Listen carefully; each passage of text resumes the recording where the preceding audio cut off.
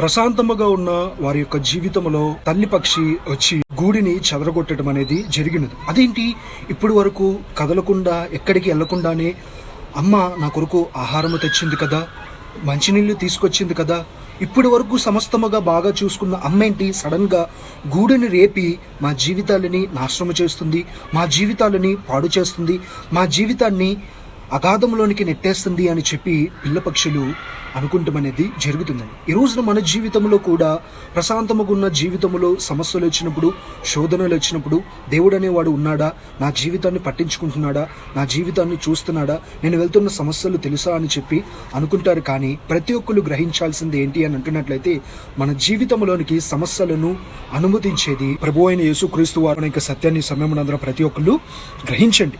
ద్వితీయోపదేశ ఖండము 32వ అధ్యాయంలో స్పష్టంగా ఒక మాట కనబడుతుంది. ఏంటి అని అంటున్నట్లయితే, పక్షి గూడును చెదరగొట్టి పిల్లల మీద అల్లాడుచు తన రెక్కలతో ఆ పక్షి పిల్లలను కాపాడటం అనేది జరుగుతుంది. అదే రీతిగానే నీ దేవుడైన యెహోవా కూడా నిన్ను నడిపించును అని చెప్పి స్పష్టముగా కనబడుతుందండి. అంటే తల్లి పక్షి తన పిల్లలను చెదరగొట్టిద్ది, పడిపోతున్నారనే సమయానికి తన 2 రెక్కలను జాపి వెళ్ళి కాపాడి రక్షించినట్లుగా దేవుడు మన జీవితంలో సమస్యలను, శోధనలను అనుగ్రహిస్తాడు. కానీ ఆ సమస్యలలో దేవుడు విడిచిపెట్టేవాడిగా కాకుండా మనకు తోడై ఉండి అద్భుతమైన రీతిలో మనల్ని బయటకు నడిపిస్తాడు అనే విషయాన్ని గ్రహించండి. ఆమేన్.